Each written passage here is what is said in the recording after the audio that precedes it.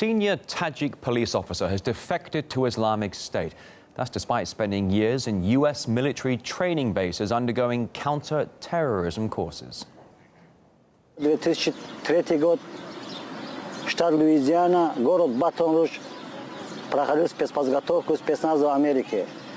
2008 год, спецподготовка в американском штате, то же самое, штат Луизиана, город Батон-Руж. 2008 год, по 2003 по 2008 год проходил спецподготовку в Америке, военной базе Blackwater. Gul Murad Khalimov continues to say they were trained to fight against Muslims and Islam and threatens that he will take his gun and extract revenge. We contacted the U.S. institutions involved in his training for information on this man.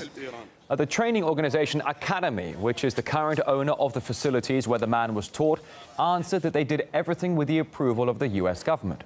While the Pentagon told us that individual services are the ones responsible for training, so we would need to contact those.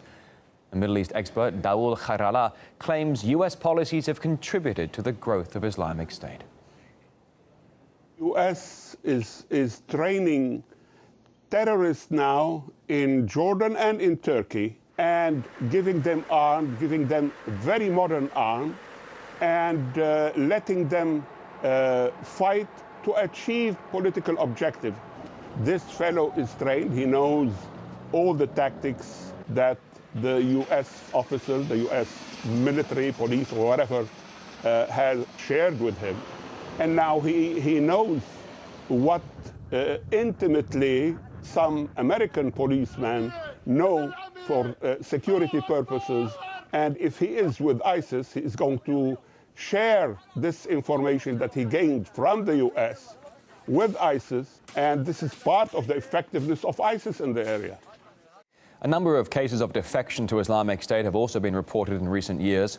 Only in January, a dozen former French soldiers joined ISIL, as well as up to 3,000 Free Syrian Army members. And back to July last year, a Syrian brigade of 1,000 soldiers signed up to the ranks of Islamic State. Civil rights activist Brian Becker believes shifts like these are a kind of blowback.